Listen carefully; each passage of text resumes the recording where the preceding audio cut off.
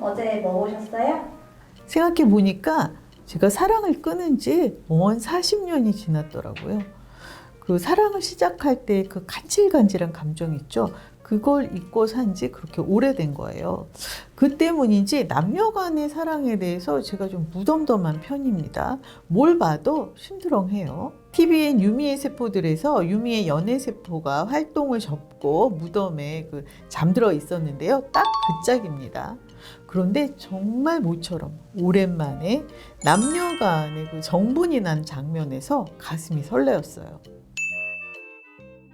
이미 장안의 화제입니다. MBC 금토 사극 옷소매 붉은 끝동 5화. 세손과 덕이미의 문 하나를 사이에 둔 감정의 주거니 받거니. 손끝 하나 닿지 않았는데 목소리만으로도 눈이 내리듯이 소복소복 쌓여가는 깊은 정이 시청자에게 바로 전달됐어요. 화와 농주의 음해로 인해 대로한 주상이 세손에게 금종령을 내렸죠. 좋아하는 서책도 다 빼앗긴 채 방에 갇힌 세손이 안쓰러운 덕이미는 그날 밤 번들기를 자청해요. 세손의 방 앞에 다소곳이 무릎을 꿇고 앉아 시경애시 북풍의 한 구절을 읽습니다. 읽다가 멈추고 세손의 기색을 살피는 눈치이자 세손이 넌지시 한마디를 던집니다.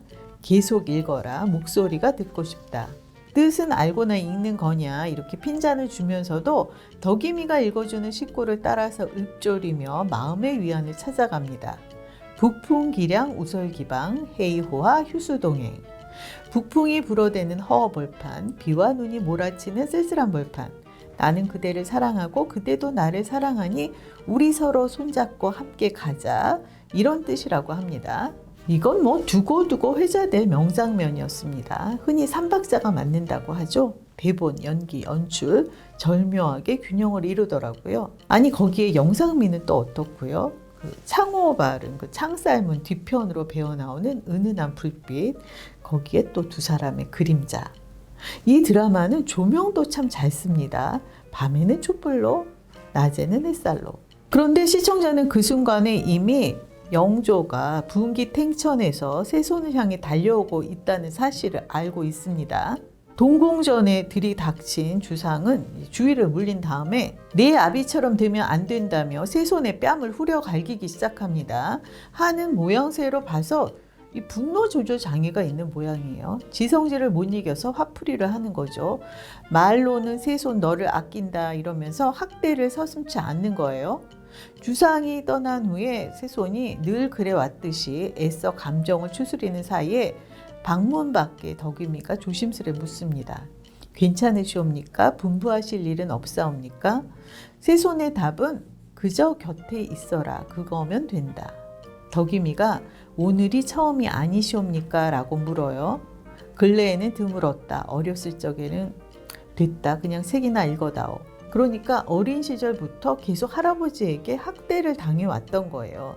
만인 지상이 부리는 폐악이니 누구에게도 말 못하고 당할 밖에요. 그저 참을 수밖에 없어서 참고 계시옵니까? 라고 덕이미가 재차 묻습니다. 아마 이런 질문 자체를 세손은 처음 받지 않았을까요? 누가 감히 이런 질문을 했겠어요? 이루고 싶은 것이 있어 참는 것이고 원하는 것을 얻기 위해 견디는 것이다. 너는 그저 곁에 있어 다오. 그걸로 충분해. 또 다시 곁에 있어 달라고 주문합니다. 이준호 씨의 서러운 눈빛, 흘러내리는 한 줄기 눈물. 이건 모성애를 폭발시킵니다. 덕이미가 분연히 자리를 떨치고 일어나 방문을 엽니다. 그리고 방 안으로 들어서서 세손에게 구해요. 반드시 전해야 할 마음이 있다며. 한낱 궁녀지만 저는 저하의 사람입니다. 제 목숨이 다하는 날까지 저하를 지켜드리겠나이다. 저는 그 드라마에 자주 나오는 지켜주겠다 이 표현을 안 좋아합니다. 자신의 삶 자신이 알아서 지키면 되는 일이지 누가 지켜주고 누가 지킴을 받고 할 일이 뭐가 있겠어요. 그런데 덕이미의 지켜드리겠나이다가 세손에게 어떤 의미인지 너무나 잘 알겠더라고요. 이 순간 이세영 씨의 연기력 역시 불이 붙었습니다. 제가 지난번 영상에서 이세영 씨의 장기, 단아하면서도 기계 있는 당당함이 5화, 6화 즈음에는 나올 것으로 예상한다고 했었는데 5화에 나왔네요. 남녀 사이를 뛰어넘는, 주종관계를 뛰어넘는 동지이자 동반자, 조력자가 되는 순간이었습니다. 겉으로는 신분의 격차가 하늘 땅 차이처럼 크지만 내적으로는 이미 대등한 관계인 거죠. 가장 바람직한 배우자가 바로 이런 관계가 아닐까요? 6화에 목욕신이 등장했고 이준호 씨의 복근이 공개되면서 그 덕인지 시청률이 급상승했지만 저는 올해 가장 설레는 러브씬으로 바로 5화 이 사랑의 시 장면을 꼽겠습니다. 헤이호와 휴수동행, 헤이호와 휴수동고, 사랑하여 나를 좋아하는 사람과 손잡고 함께 돌아가리, 사랑하여 나를 좋아하는 사람과 손잡고 수레에 오르리. 제가 이 좋던 분위기에 초를 잠깐 칠게요. 헤이호와 휴수동행, 이 휴수동행이라는 19절은 정치인들, 국회의원들이 신년사에 자주 활용하는 구절입니다. 아마 이 보좌관들이 써주겠죠. 곧 신년사 시기가 돌아오는데요. 이 손잡고 함께 가리 휴수 동행을 도처에서 보게 되는 건 아닌지 모르겠습니다. 제가 좋아하는 드라마는 명대사가 많은 드라마예요. SBS 연애시대에는 참 명대사가 많았습니다. 그중 6화 은호의 독백. 사랑은 여러 가지 이유로 시작된다. 어떤 사랑은 뜻밖이고 어떤 사랑은 오해에서 시작되고 어떤 사랑은 언제 시작됐는지 모르기도 한다. 이산과 성덕임의 그 정분나는 장면을 보고 있으니 바로 이 대사가 생각났어요. 그 둘의 사랑은 언제부터 시작됐을까요? 독백, 내레이션 얘기가 나와서 말인데요. 이 독백, 내레이션이 어색하면 드라마에 정을 붙이기가 어려워집니다. 그런데 SBS 지금 헤어지는 중입니다. 하영은의 대사가 바로 그랬어요. 첫 회 도입부 부산 패션 위크 뒤풀이 장면이 있었습니다. 지금 이 순간을 개 타고 즐길 것, 이 또한 찰나고 다시 돌아오지 않을 테니까 라는 내레이션이 나오더니 바로 원나잇 장면으로 이어졌는데요.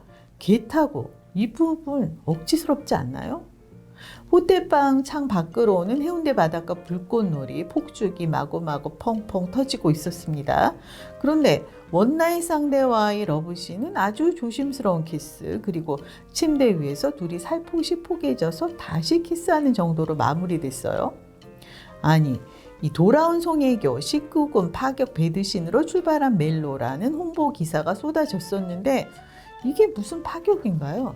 얼굴도 기억하지 못할 정도로 만취 상태였다는 설정인데 그저 아름답게만 그린 거예요. 하영은에게 하룻밤 상대가 이름을 묻습니다. 다시 만날 일 없을 것이라고 답하는 하영은, 이건 이름도 묻지 마세요, 내 나이도 묻지 마세요인가요? 이때 분명히 얼굴을 마주하고 얘기를 했는데 나중에는 못 알아보죠. 더 큰 문제는 이 둘의 대화가 서툴기 짝이 없는 불어였다는 거. 왜 굳이 못하는 불어를 썼을까요?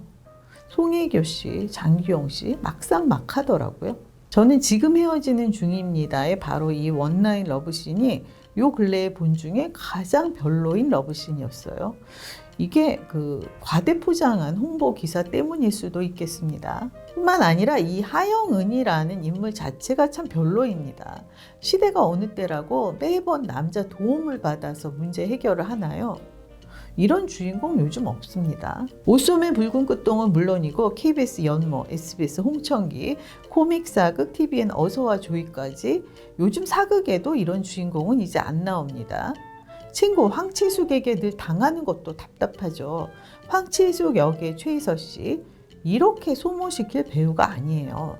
2017년 대종상 주연상과 신인상을 동시에 수상하는 등 지금까지 이 최희서 씨가 받는 트로피만 해도 몇 개인데요. 언어 능력자이기도 하고요. 그런데 이 하영은 캐릭터를 돋보이게 하고자 황치숙을 이 구역에 미친 X로 만들고 있어요.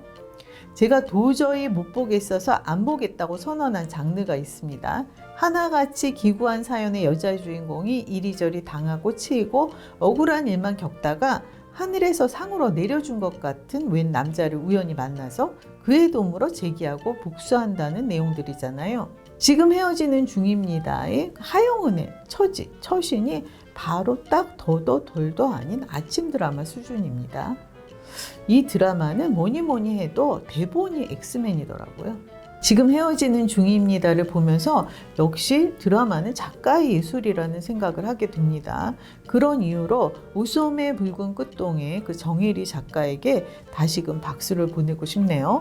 그나저나 옷소매의 붉은 끝동은 명대사 대잔치가 되겠더라고요. 5화 저작거리에서 책을 선물한 이산이 이런 말을 해요. 그 서고에서 너와 함께 있는 동안 네가 나에게 휘둘리고 있다 생각했다. 네가 나에게 휘둘렸느냐 아니면 내가 너에게 휘둘렸느냐. 덕임은 사내 고백에 들고 있던 서책을 떨어뜨립니다. 이렇게 한지에 먹물이 스며들듯이 서서히 정을 쌓아온 두 사람이 서로의 마음을 확인하는 순간이었습니다. 여러분은 어떤 장면, 어떤 대사에 마음이 설레셨나요?